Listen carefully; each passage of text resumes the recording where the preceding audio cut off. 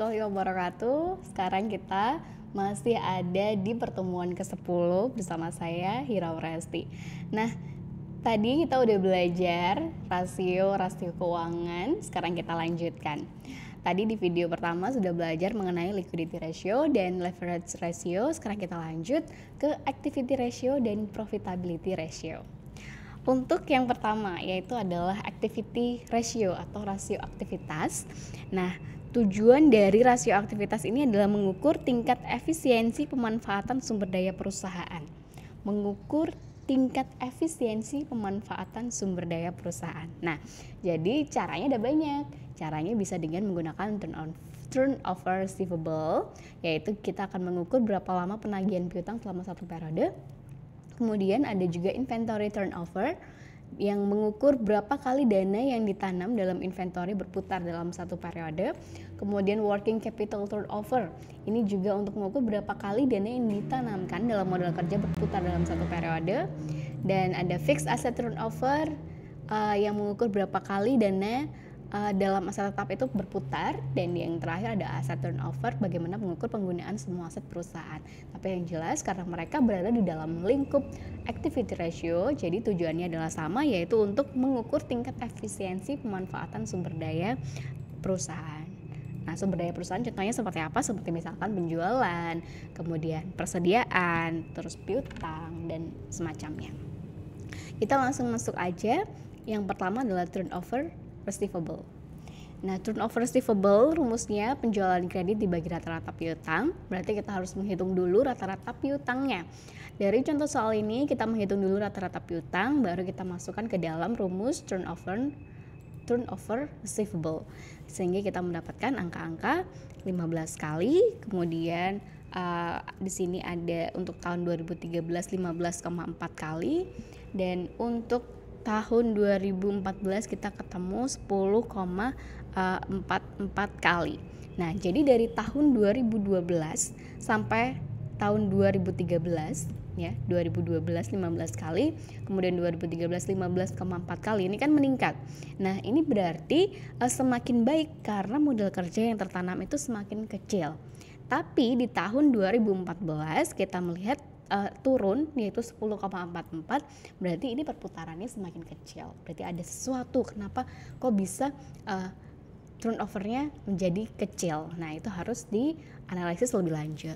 Nah, ini adalah gunanya kita mengetahui gunanya kita menghitung rasio-rasio. Jadi kita tahu, oh ada yang nggak beres di tahun 2014. Nah, kemudian yang kedua ada inventory turnover.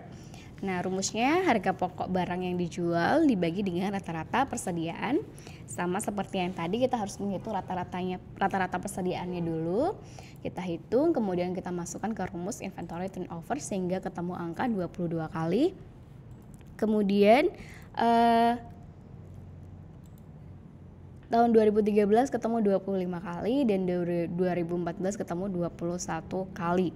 Nah, misalkan tahun 2014 ini ya, rasio ini kan nunjukin kalau ada 21 kali persediaan barang dagangan diganti dalam setahun. Nah, ini sebenarnya bisa dihitung berdasarkan hari, tapi saya nggak meneruskan di sini, jadi cukup di situ aja.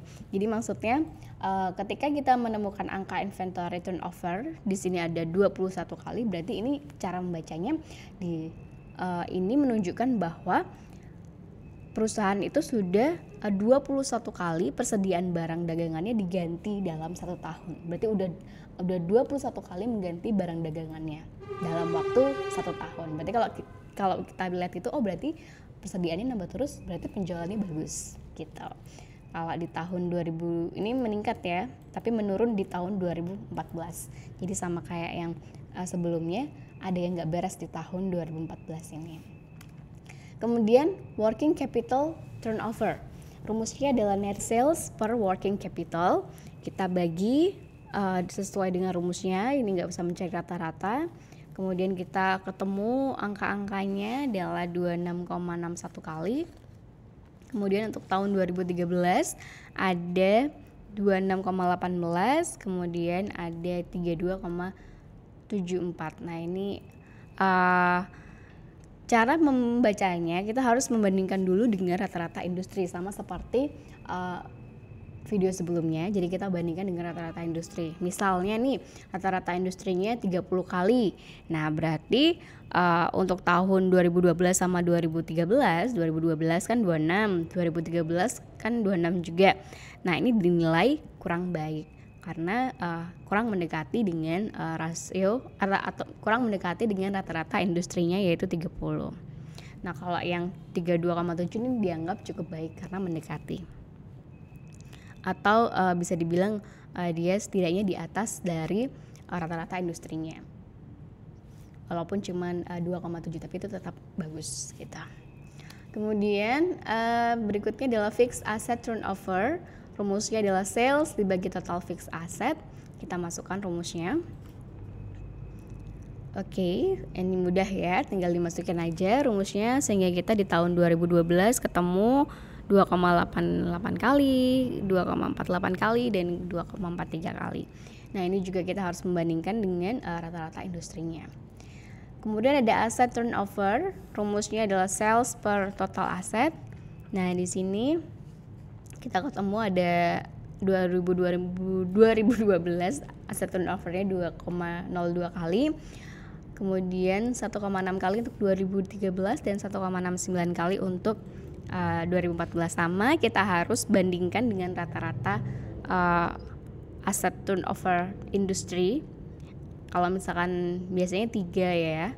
Nah, berarti di sini rasio perusahaannya kurang baik semua karena dia ada di bawah 3. Kalau misalkan rata-rata industrinya 3. Nah, ini menunjukkan bahwa perusahaannya berarti kurang efisien ketika menggunakan asetnya, perputaran asetnya dibanding dengan perusahaan lain. Jadi kalau rata-rata industri itu maksudnya rata-rata industri, rata-rata yang digunakan oleh perusahaan-perusahaan lain. Jadi perusahaan-perusahaan lain itu standarnya atau rata-ratanya itu 3 gitu. Kalau kamu ada di bawah 3 berarti kamu kurang oke atau kurang efisien gitu. Nah kemudian rasio yang terakhir ini adalah profitability ratio. Nah atau kita sering nyebutnya rasio profitabilitas ya. Ini adalah rasio untuk menilai kemampuan perusahaan dalam mencari keuntungan. Ya. Makanya semuanya di sini ada margin, profit margin, ROI atau ROI. Ini udah terkenal banget ya. Nah, profitability ratio ini yang pertama ada profit margin on sales. Ini diukur antara profit margin dengan penjualan dan diukur dalam persentase. Kemudian ROI ini rasio yang menunjukkan hasil atau return atas jumlah aset dalam perusahaan atau ukuran tentang efisiensi manajemen. Dan untuk ROE, rasio untuk mengukur laba bersih sesudah pajak dengan modal sendiri. Mungkin teman-teman udah gak asing mendengar nama-nama rasio ini. Yang pertama ada net profit margin. Net profit margin rumusnya ada net profit after tax dibagi net sales. Nah, kita masukin di rumus-rumusnya, kemudian kita menemukan angka 9,3%, 11%, dan 16,5%. Sekali lagi kita harus membandingkan dengan rata-rata industrinya. Kalau misal rata-rata industrinya adalah 15%, berarti perusahaan ini tahun 2012 sama 2013 itu dianggap kurang baik. Sedangkan untuk tahun 2014 itu cukup baik karena dia udah di atas 15%. Lanjut untuk ROI, rumusnya sederhana dan sudah banyak yang menggunakan menggunakan rasio ini, dan juga banyak yang mengatakan bahwa memang rasio ini bisa digunakan gitu ya. Biasanya orang-orang yang main saham suka mempelajari profitability rasio ini. Nah, udah ketemu angka-angkanya 18,7, kemudian 17,2, 27,8. Kita bandingkan lagi dengan rata-rata ROI industri pada waktu itu. Dan sama untuk return on equity juga rumusnya net profit after tax dibagi equity. Kita ketemu di sini ROE-nya 34,9 untuk tahun 2012, 32,7% dan 55% untuk tahun 2014. Nah, misalkan rata-rata industrinya adalah 30%, maka dari tahun 2012 sampai 2014 itu dikatakan cukup baik karena sudah ada di atas rata-rata industri. Saya rasa cukup sekian untuk materi profitability ratio dan juga activity ratio. Yang jelas rasio-rasio yang kita pelajari di pertemuan ke-10 ini digunakan untuk menilai bagaimana sebuah proyek bisnis atau perusahaan yang sudah berjalan. Jadi rasio-rasio ini nggak bisa kita hitung pada perusahaan yang baru akan kita dirikan karena kan mereka belum punya laporan keuangan. Nah, kalau di sini kalau untuk perusahaan yang sudah berjalan kita bisa menilai bagaimana kelayakan dari bisnis tersebut atau proyek bisnis tersebut dari rasio-rasionya.